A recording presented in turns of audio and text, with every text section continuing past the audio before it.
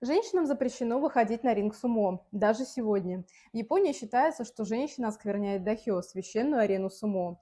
Но мало кто знает, что когда-то именно женское сумо собирало толпы зрителей. Женщины боролись при дворе императоров, поступали перед аристократией, путешествовали по стране как профессиональные спортсменки, а потом их просто вычеркнули из истории. Почему спорт, в котором женщины участвовали веками, внезапно стал неприличным?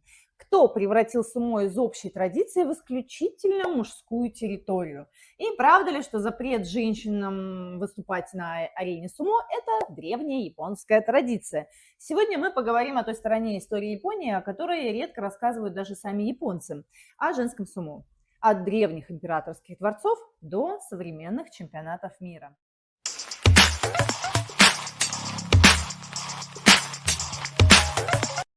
Сумо – это национальный вид спорта, который существует в Японии на протяжении тысячелетий и представляет собой идеальное сочетание силы и красоты. Однако в этом спорте до сих пор действует неписанное правило, запрещающее женщинам выходить на ринг. При более внимательном рассмотрении тысячелетней японской традиции сумо можно увидеть интересный переход от бешеной популярности женской борьбы к ее полной стигматизации. Японское сумо – это спорт, похожий на борьбу, зародившуюся на фермерских полях Китая во времена династии Хань. Крестьяне ради забавы боролись между собой во время часов отдыха. Двое людей, обращенных лицом друг к другу, переплетали руки и пытались по возможности сбить противника с ног. Во времена южных и северных династий подобное крестьянское развлечение превратилось в более серьезный гражданский вид борьбы. Есть письменные свидетельства и о женской борьбе, появившейся во время Цинской империи. В повести «Заречье» чиновник и историк Юйпу описывает, как император приказал дворцовым женщинам одеться для выступлений по борьбе. Считалось, что чем меньше одежды вы носите во время игры, тем лучше.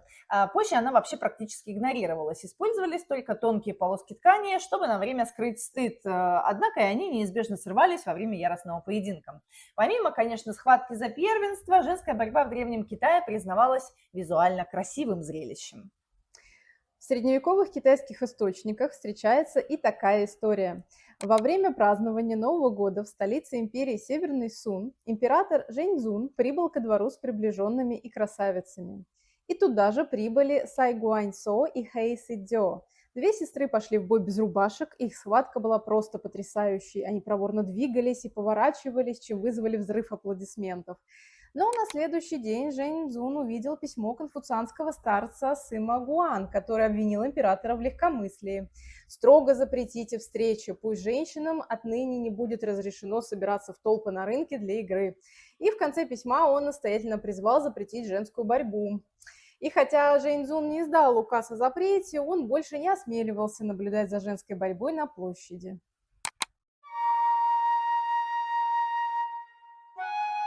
В японских исторических записях термин «женское сумо» появился на самом деле намного раньше, чем так называемое «большое сумо», которое сейчас считается национальным видом спорта Японии и в котором принимают участие только мужчины.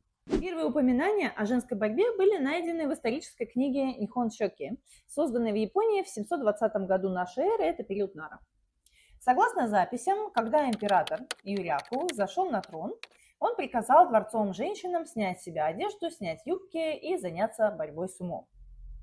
Кроме того, в средневековый период существовали истории о том, что женщины профессионально занимались сумо, однако и тогда уже их тренировки старались по возможности ограничить. В период Эдо же в Японии начали проводить соревнования по борьбе под названием «женское сумо». Такие турниры проходили в развлекательных целях и существовали на одном и том же уровне, что и уличные танцы со змеями или жонглирование.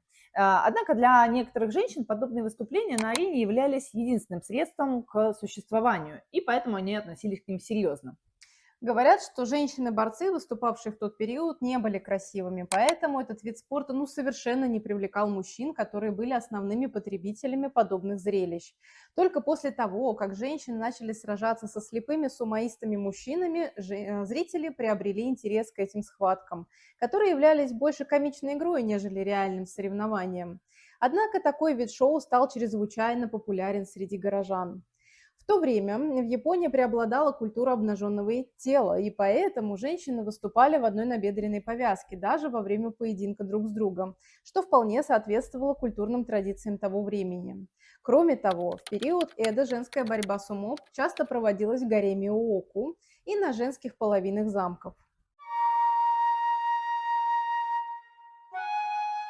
После реставрации Мэйдзи в 1868 году из-за распространения европейской морали выступления женщин в поединках стали главным объектом травли со стороны политиков и литераторов. Они стали связывать женское сумо с порнографией, что, безусловно, являлось абсолютно клеветой. Несмотря на то, что борьбой сумо занимались на протяжении нескольких веков, только в период Мэйдзи этот вид спорта объявили национальным. Соответственно, тогда же закрепилось и приобрело вот это настоящее табу на женщин, которое запрещало сумоисткам не только выступать без рубашек, но и вообще в целом появляться на ринге вместе с мужчинами. С тех пор спортсмены, которые занимались сумо, начали порицать. Их имена покрывали позором, который невозможно было смыть. Произносить их считалось неприличным. Сумоистки стали приравниваться к падшим женщинам. Своего пика подобная травля достигла в период Сёва. Женское сумо стало синонимом непристойности, порнографии и ненормальности. В журналах о сексуальных развлечениях, таких как «Китан Клаб», эротизированная борьба между девушками являлась незаменимым элементом жанра. Некоторое время женское сумо находилось под угрозой полного уничтожения, однако в 30-х годах XX века были сформированы коллективы сумоисток, которые путешествовали по стране. Этот вид спорта был уже не настолько популярен, как большое сумо, из-за злонамеренного поношения. Однако и на женские поединки приходило достаточно зрителей. В 1996 году была создана Японская ассоциация женского сумо. Но из-за предыдущей дурной славы этого вида спорта участницы выбрали название «Новое сумо», которое должно было четко отличаться от предыдущего «Женское сумо». Женщины используют те же правила и методы тренировок, что и в мужском сумо, однако у женской борьбы все-таки есть некоторые отличия. Во-первых, женские костюмы отличаются от мужских. Их одежда – это трико, закрывающее грудь, руки, ягодицы и уже сверху надетый пояс маваши. Женщинам ни в коем случае не разрешается выступать голыми. Во-вторых, для того, чтобы побеждать в соревнованиях, они не обязаны иметь огромное тело, то есть не всех сумоисток можно назвать высокими и великолепными, в отличие от очень крупных мужчин-борцов. Кроме того, участвующие женщины соревнуются на специальных циновках, чтобы избежать травм груди. Есть также некоторые отличия и в правилах игры. Во-первых, нельзя бить соперницу головой, во-вторых, женщины разделены на несколько уровней по весу.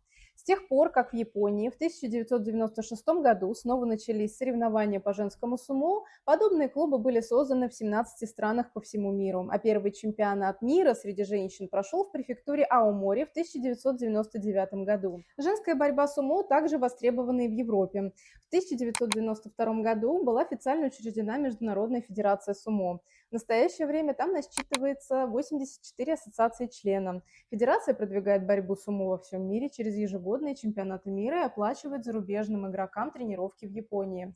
Сейчас все больше и больше женщин занимается борьбой. В России, Великобритании, Бразилии и других странах существует огромное количество клубов женского сумо с очень сильными спортсменками.